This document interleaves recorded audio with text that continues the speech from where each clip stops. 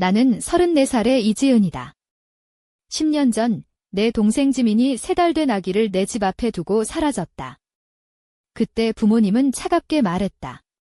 그 애는 이제 내 짐이다. 그 말은 내 인생을 완전히 바꿔놓았다. 나는 지민의 딸, 소영이를 내 아이처럼 키우며 우리 둘만의 아름다운 삶을 만들었다. 하지만 10년이 지난 어느 날 지민과 부모님이 나타나 소송을 걸었다. 내가 그들을 갈라놓았다고 주장하며 소영이의 양육권을 요구했다. 그날 법정에서 내가 판사에게 밀봉된 서류를 건넸을 때 그의 눈이 커졌다. 그리고 물었다.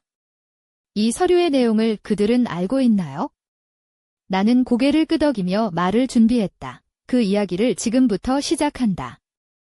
내가 어떻게 내 마음속 아이를 지키기 위해 싸웠는지, 진정한 가족이 무엇인지 보여줄 것이다. 그 사건이 일어나기 전 내 삶은 완벽하게 설계되어 있었다. 나는 대구의 한종합병원 소아과 간호사로 일했고 몇 달 전에 병동 수간호사로 승진했다. 2년째 만난 남자친구 현수는 건축가였다. 친구 소개로 만났는데 함께 살 집을 찾고 결혼 계획도 이야기하던 중이었다. 인생은 내가 그려온 대로 흘러가는 듯 보였다. 하지만 그 모든 게 10월의 어느 비 오는 화요일 밤에 완전히 뒤바뀌었다. 12시간 교대 근무를 마치고 집에 돌아와 신발을 벗고 소파에 앉아 와인 한 잔과 배달 음식을 즐기려던 찰나 벨이 울렸다. 거의 무시하려 했지만 다시 울리는 벨소리에 마지못해 문을 열었다. 그 순간 내 인생은 영원히 바뀌었다. 현관 앞에는 작은 카시트가 놓여 있었다. 비를 막기 위해 얇은 담요로 덮여 있었고 조심스레 담요를 젖히니 3달 정도 된 여자 아기가 있었다. 볼은 빨갛고 까만 머리카락이 살짝 보였다. 바로 내 동생 지민을 닮은 아이였다. 카시트 옆에는 접힌 쪽지가 있었다. 글씨체는 지민의 필체였다. 오소영이 잘 부탁해. 나는 할 수 없어. 미안해. 단 7글자가 내 삶을 뒤흔들었다. 나는 주변을 살폈지만 동생의 흔적은 어디에도 없었다. 휴대폰에 바로 전화를 걸었지만 음성사서함으로 바로 넘어갔다. 떨리는 손으로 아기를 안고 집 안으로 들어왔다. 소영이는 아무것도 모른 채 평화롭게 잠들어 있었다. 엄마가 자신을 버리고 떠난 사실은 말이다. 첫 번째 연락은 부모님에게 했다. 차가웠던 그들의 반응은 지금도 생각하면 속이 뒤틀린다. 지민이한테 애를 낳지 말라고 했잖아. 어머니가 말했다. 그 애가 자기 선택을 한 거고 지금 도망가는 거야? 지민답네. 그 말을 듣고 나는 절망했다. 그럼 나는 어떻게 해야 해요? 아기 키울 줄도 모르는데. 아버지는 단호히 말했다. 그건 내 짐이야. 우리는 이제 지민이 뒤치다꺼리 안 해. 나이도 있고 힘들어. 나는 간절히 말했다. 그 아이는 손녀잖아요. 지민이 두고 간 아이인데 왜 나한테만 책임을 떠넘기나요? 어머니는 냉랭하게 대답했다. 우리는 조부모 역할 하라고 키운 게 아니야. 지민이 어디서 주워온 남자의 아이라도 키워야 합니까? 그들은 방문도 도움도 거절했다. 나는 소파에 앉아 잠든 아기를 바라보며 압도당했다. 곧 소영이는 배고픔에 얼굴을 찡그리며 울기 시작했다. 나는 당황했다. 아기 분유도 기저귀도 아무것도 없었다. 급히 남자친구 현수에게 연락했지만 반응은 더 충격적이었다. 아기요. 내 동생이 애를 버리고 간 거라니 미쳤네요. 지은아? 사회복지에 연락하세요. 나는 애타게 말했다. 지은이 조카인데 제발 24시간 문 여는 편의점 가서 분유랑 기저귀 좀 사줘. 그가 냉정하게 말했다. 그건 내 동생이 만드는 드라마야. 끌려가지 마. 그 통화 후 나는 완전히 혼자가 되었다는 걸 깨달았다. 카시트에 소영이를 조심스레 눕히고 근처 24시간 마트로 향했다. 병원 유니폼 차림에 휴대폰으로 3개월 아기 분유 종류와 기저귀 사이즈 등을 검색하며 아기 코너를 헤맸다. 친절한 할머니 직원이 도와주었고 나는 떨리는 목소리로 갑자기 조카를 돌보게 되었다고 설명했다. 그 첫날 밤은 울음, 분유 온도 확인, 기저귀 갈기 연속이었다. 다음 날 병원에 긴급 휴가를 신청했다.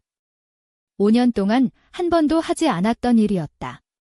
상사는 내 성실함을 알고 있었기에 묻지도 않고 이주를 허락했다. 경찰에도 신고했지만 담당자는 크게 신경 쓰지 않았다. 가족 간 아이를 두고 가는 건 범죄가 아닙니다. 엄마가 실종된 것도 아니고 선택한 거예요. 변호사와도 상담했다. 임시 후견인 신청을 해야 한다고 했다.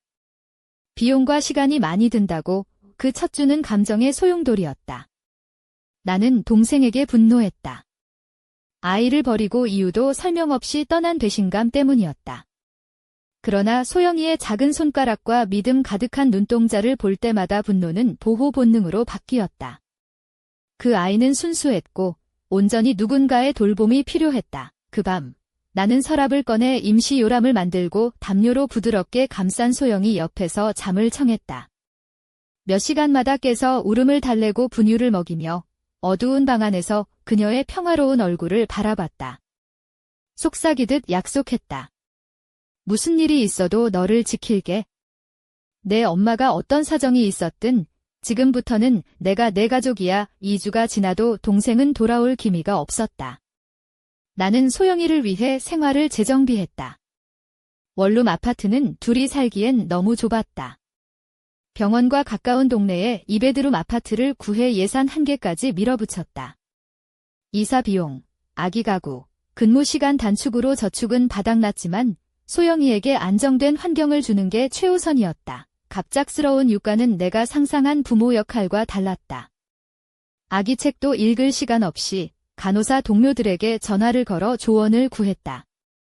소영이가 열이 나거나 울음을 멈추지 않을 때마다 조언을 구하며 배웠다. 의료 지식 덕분에 병원에서는 수월했지만 정서적 질상적 어려움은 새로웠다. 일과 육아의 균형도 쉽지 않았다. 근무 시간을 주 30시간으로 줄이고 주로 주간 근무로 바꿨다. 어린이집은 집 근처에서 작은 가정보육원을 운영하는 할머니, 김 할머니에게 맡겼다. 승진은 잠시 미뤄야 했다. 상사는 이해했지만 내 진로에 지장이 있을 거라며 안타까워했다. 법적 절차도 복잡하고 비용이 많이 들었다. 서류 작성, 법원 평가, 청문회 참석으로 내 삶은 완전히 검증받았다. 지문 찍히고 직검사도 받았다. 동생이 없어 서류상 양육권 이전도 늦어졌다. 그 사이 현수와의 관계는 급격히 악화되었다. 처음엔 도움을 주지 않는 것에 대한 불만이었다면 점점 나를 원망하는 감정으로 변했다. 애 딸린 여자랑 사귀는 게 아니야, 지은아. 우리 계획 다 망가졌잖아. 나는 말했다. 인생은 계획대로 안 돼. 위 변하는 거야? 그는 중얼거렸다. 차라리 아이를 위탁 가정에 보내는 게 나았을지도. 그 말에 나는 모든 것을 정리했다. 그가 남긴 물건을 챙겨내게 연락하지 말라고 했다. 상실감은 컸지만 그의 진짜 모습을 알게 된 것이 다행이었다. 부모님은 그해 몇 차례 찾아왔지만 매번 냉담하고 비판적이었다. 어머니는 내 아파트를 둘러보며 지친 모습이라며 핀잔을 주고 소영이를 조심스럽게 안으면서도 기저귀 갈거나 젖병을 주지 않았다. 너무 울게 놔둬서 안 된다. 하지만 내가 잘 몰라서 그렇겠지? 아버지는 거의 소영이에게 관심을 보이지 않고 문간에 서서 팔짱만 끼고 있었다. 지민 소식 들었냐? 그럴 때만 분노를 드러냈다. 나는 들었으면 제일 먼저 말씀드렸겠죠. 라고 거짓말했다. 이런 외로운 싸움 속에서 나는 동료들과 이웃의 도움을 받았다. 병원 동료들은 소영이에게 필요한 물건을 모아 베이비 샤워를 열어줬고 옆집 김 선생님은 소영이를 돌봐주며 콜릭을 달래는 비법도 알려줬다. 3개월쯤 되었을 때 나는 사설 탐정을 고용했다. 지민이 캘리포니아 산디에이고에서 잠시 일했다는 기록만 찾았고 그 뒤로는 행방이 묘연했다. 살아있다는 사실에 안도했지만 마음 한편은 아팠다. 지민은 돌아오지 않기로 선택한 거였다. 그렇게 혼란스러운 1년 동안 소영이는 건강하게 자랐다. 뒤집고, 기고, 걷고, 첫 단어 나나를 말하며 나를 엄마로 불렀다. 나는 사진과 영상, 그리고 지민의 족지를 모아 추억 상자를 만들었다. 소영이 첫 생일은 소박했다. 소영이가 내 삶에 온 그 비오는 밤부터 나는 매일이 전쟁이었다. 하루아침에 아기를 키우는 엄마가 된다는 건 내가 꿈꾸던 인생의 계획표를 뜯어 고치는 것과 같았다. 그날 밤, 나는 병원 유니폼을 입은 채 24시간 마트를 헤매며 분유와 기저귀를 사느라 진땀을 흘렸고, 집에 돌아와서는 울음을 그치지 않는 소영이 때문에 정신이 하나도 없었다. 소파에 앉아 그녀의 작은 얼굴을 바라보며 내가 이걸 해낼 수 있을까 하는 두려움이 온몸을 휘감았다. 하지만 그 두려움은 그녀가 내 품에 안겨 잠들 때마다 조금씩 희망으로 바뀌었다. 내 이름은 이지은. 24살 때부터 나는 병원 소아과에서 일하며 아이들을 돌보는 간호사였다. 내 미래는 안정적이고 분명했다. 승진도 했고 건축가인 남자친구 현수와 함께 미래를 꿈꾸며 살았다. 하지만 그 꿈은 소영이가 내 문 앞에 놓이면서 완전히 무너졌다.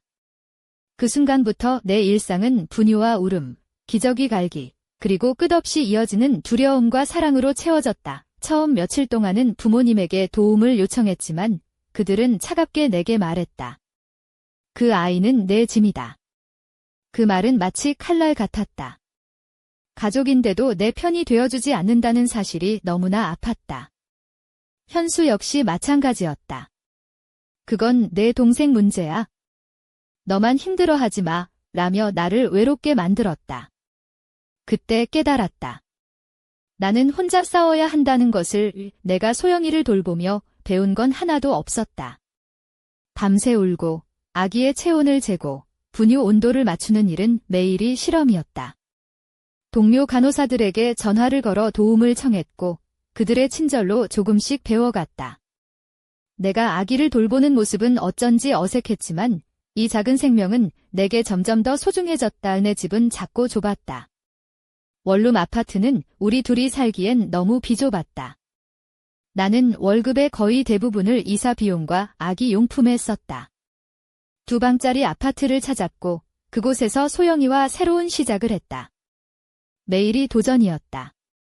하지만 그 도전 속에서 나는 엄마가 되어갔다.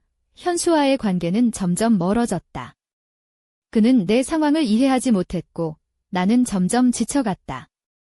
결국 우리는 서로에게서 멀어졌고 나는 혼자 소영이를 키우기로 결심했다. 그 결심이 얼마나 무서웠는지 그때는 몰랐다. 하지만 지금 돌아보면 그때가 내 인생의 터닝포인트였다. 내 부모님은 가끔 찾아와 소영이를 봤지만 그들은 아이를 사랑하는 법을 몰랐다. 어머니는 소영이를 조심스럽게 안으면서도 기저귀를 갈거나 젖병을 주지 않았다. 너무 울게 놔두지 마라 라는 말만 반복했다. 아버지는 아이에게 거의 무심했고 방문할 때마다 불편함만 남겼다. 나는 그들의 냉담함에 상처받았지만 소영이를 지키기 위해 마음을 다잡았다. 내 주변에는 소영이를 도와준 사람들이 있었다. 병원 동료들이 베이비 샤워를 열어준 덕분에 필요한 물건들을 받을 수 있었고 옆집 김 할머니는 콜릭을 달래는 비법을 알려주며 우리를 도왔다. 그들의 도움은 내게 큰 힘이었다. 내가 고용한 사설탐정은 동생 지민이 캘리포니아 산디에이고에서 잠시 일했다는 사실만 밝혀냈다. 그 뒤로는 행방이 묘연했다. 살아있다는 사실에 안도했지만 마음 한편은 아팠다. 동생은 돌아오지 않기로 선택한 것이었다. 소영이는 건강하게 자랐다. 그녀가 나나라 부르는 나는 그녀의 엄마가 되었다. 우리는 함께 성장했고 매일을 소중히 여겼다. 내 아파트는 소영이의 그림과 사진으로 가득 찼고 그녀의 웃음소리는 내 삶의 빛이 되었다. 그러던 어느 날 10년 만에 동생 지민에게서 전화가 왔다. 그녀는 재활치료를 마치고 새 삶을 시작했다며 우리를 만나고 싶다고 했다. 다음 날 카페에서 만난 그녀는 완전히 달라져 있었다. 단정한 단발머리에 세련된 옷차림, 건강하고 자신감 넘쳤다. 지민은 지난날의 실수와 고통, 그리고 회복에 대해 솔직히 털어놓았다. 그녀는 소영이를 내게 맡긴 게 내 인생에서 가장 잘한 결정이었다고 말했다. 나는 혼란스러운 감정 속에서 그 말을 들었다. 오랜 시간 쌓인 분노와 배신감, 그리고 미묘한 희망이 뒤섞여 내 마음을 흔들었다. 지민은 점차 우리 삶에 들어왔다. 우리는 조심스럽게 관계를 만들었고 그녀는 소영이와 점점 가까워졌다. 하지만 그녀와 남편 토마스가 우리 동네로 이사오고 양육권을 요구하자 나는 모든 걸 걸고 싸워야 했다. 법정에서 나는 우리 둘의 삶을 증명했다. 소영이의 학교 기록, 의료 기록, 친구와 이웃의 증언을 모아 제출했다. 판사는 서류를 보며 놀랐고 부모님의 거짓 증언과 지민 부부의 숨겨진 동기도 드러났다. 그날 나는 진정한 가족이 무엇인지 깨달았다. 가족은 혈연이 아니라 사랑과 선택으로 만들어진다는 것을. 하지만 아직 끝난 건 아니었다. 법정에 제출한 서류 속 소영이 생부에 관한 충격적인 비밀이 숨어 있었다. 나는 그 비밀이 우리 삶을 어떻게 뒤흔들지 모른다. 앞으로 펼쳐질 이야기가 두렵기도 하지만 소영이와 나, 우리 둘의 인연은 그 어떤 폭풍도 견뎌낼 것이다. 이 이야기는 아직 끝나지 않았다. 앞으로 나와 소영이에게 무슨 일이 닥칠지 나는 두려움과 기대 속에 숨을 고른다. 하지만 한 가지는 분명하다. 나는 소영이를 지킬 것이다. 누구도 어떤 어려움도 우리를 갈라놓지 못한다는 것을. 소영이와 함께한 10년은 나에게 매일이 기적이었다. 그 작은 몸짓 하나하나가 내 세상을 바꾸었고 내 마음속 깊숙한 곳까지 들여다보게 만들었다. 하지만 그 평화는 오래가지 않았다. 지민과 그 가족이 다시 우리 삶에 들어오면서부터였다. 그들은 소영이를 데려가겠다고 법적 소송을 제기했다. 그날부터 나는 내 인생 최대의 싸움을 시작했다. 법원에 출석하기 전날 나는 새벽까지 서류와 증거를 정리했다. 소영이의 학교 성적, 병원 기록, 친구와 이웃들의 진술서, 그리고 내가 소영이와 함께한 일상의 모든 흔적들이 내 손안에 있었다. 하지만 마음 한켠에는 불안이 가득했다. 법원은 혈연을 중시하는 곳이었다. 내가 아무리 사랑으로 키웠다고 해도 생모와 생부의 권리가 우선일 수 있었다. 그날 아침, 나는 네이비 블루 색깔의 맞춤 정장을 입었다. 단정하게 묶은 머리와 은은한 메이크업, 그리고 작은 진주 귀걸이가 내 신뢰감을 높여줄 수 있기를 바랐다. 소영이는 김 선생님 댁에 맡겼다. 그곳은 그녀가 편안하게 지낼 수 있는 안전한 공간이었다. 법정에 들어서자 차가운 공기가 온몸을 감쌌다. 지민은 하늘색 플로럴 원피스를, 남편 토마스는 날카롭게 재단된 회색 슈트를 입고 있었다. 부모님도 그곳에 있었다. 어머니는 고급스러운 가방을 손에 쥐고 있었고 아버지는 굳은 표정으로 앞만 보고 있었다. 그들은 내가 이긴다면 두고 보자는 듯한 눈빛이었다. 재판이 시작되자 판사님은 엄숙한 목소리로 말했다. 이번 사건은 아이의 최선의 이익을 중심으로 판단하겠다. 나는 마음속으로 소영이가 행복한 곳이 어디인지 알아야 해라고 되뇌었다.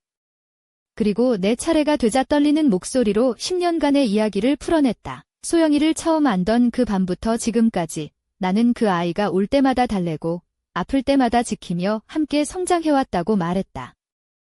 그녀의 학교 성적과 친구 관계, 그리고 우리 둘만의 특별한 약속까지. 나나라는 이름으로 불리며 끈끈한 가족이 되었다고 워 판사는 내 말에 고개를 끄덕였지만 지민 측 변호사는 냉정했다. 생모로서의 권리를 회복하는 것은 당연한 일입니다. 이제 그녀는 안정된 가정을 마련했고 아이에게 더 나은 환경을 제공할 수 있습니다. 그들의 주장은 자본과 환경을 내세웠다. 하지만 나는 사랑과 끈기를 내세웠다. 재판 내내 나는 주변의 시선이 느껴졌다. 부모님의 차가운 눈빛, 지민의 긴장된 얼굴, 그리고 토마스의 냉담한 태도. 하지만 소영이를 생각하면 마음이 흔들리지 않았다. 그 아이는 이미 내 딸이었다. 이 결정적인 순간은 변호사 줄리아가 밀봉된 서류를 판사에게 건넸을 때였다. 그 안에는 숨겨진 진실이 담겨 있었다. 지민 남편 토마스가 소영이 생부를 찾기 위해 최근 몇 달간 광범위한 조사를 벌였고 그 생부가 큰 유산을 상속받았다는 사실. 그리고 우리 부모님이 3년간 지민과 몰래 연락하며 나를 배신했다는 증거도 포함되어 있었다. 판사의 눈빛이 달라졌다. 이런 사실을 알고 있었습니까? 판사는 차갑게 부모님에게 물었다. 어머니는 변명했지만 아버지는 제대로 답하지 못했다. 법정은 긴장감으로 가득 찼다. 판사는 잠시 휴정을 선언했다. 나는 숨을 고르며 소영이의 얼굴을 떠올렸다. 그 아이의 미래가 달린 순간이었다. 재판이 재개되었을 때 판사는 엄중한 목소리로 말했다. 생물학적 부모의 권리는 중요하나 아이의 안전과 행복이 최우선이다.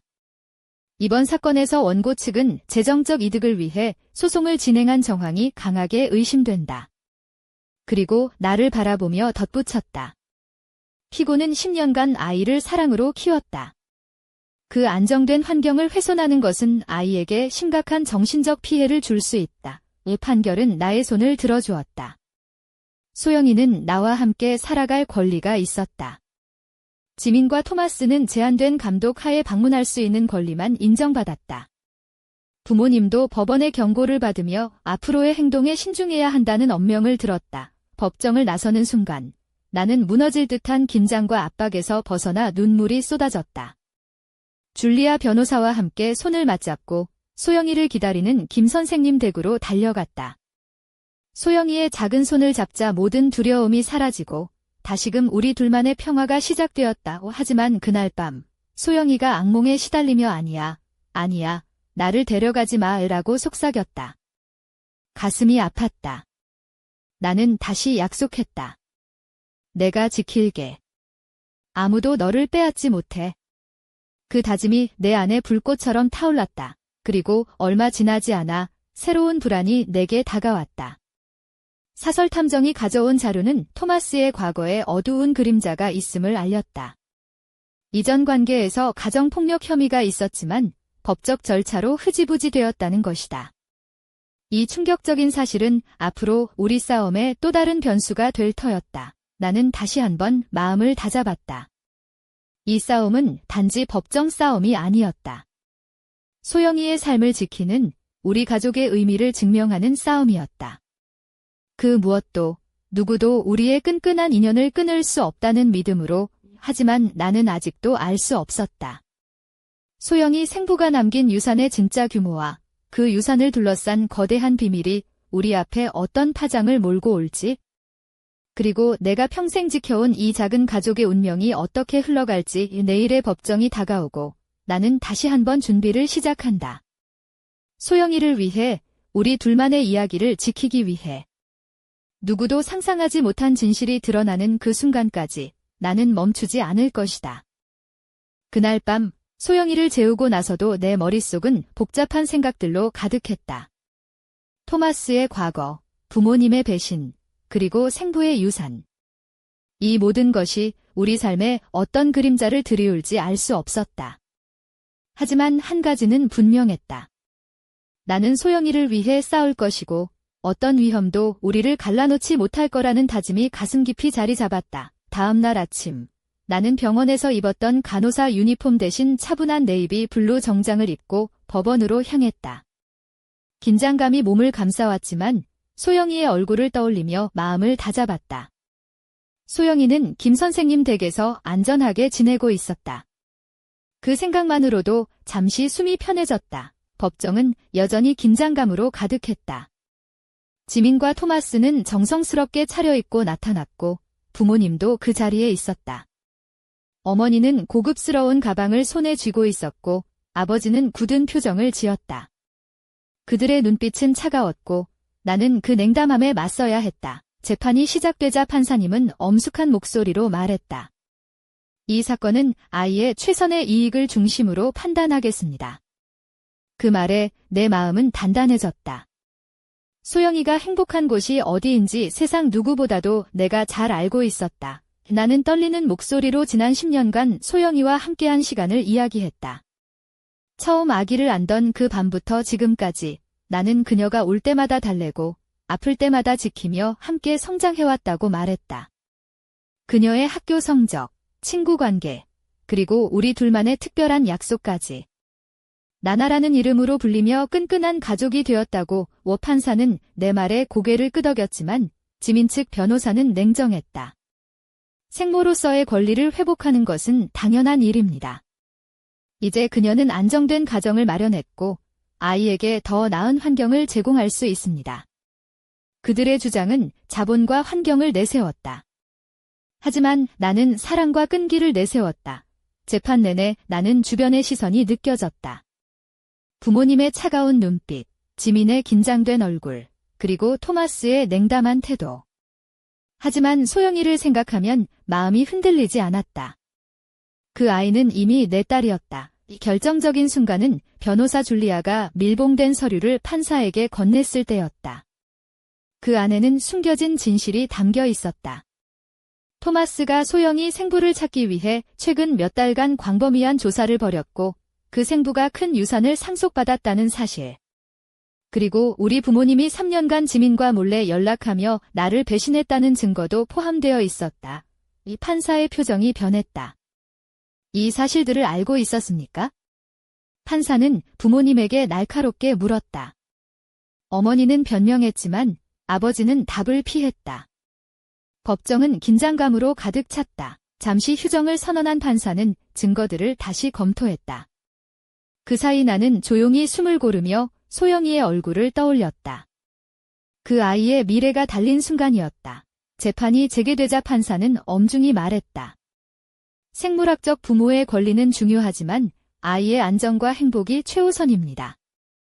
이번 사건은 재정적 이득을 위한 소송일 가능성이 크며 피고가 아이를 사랑과 안정 속에서 키워온 점을 높이 평가합니다. 그리고 판사는 내 손을 들어주었다. 소영이는 나와 함께 살아갈 권리가 있었다.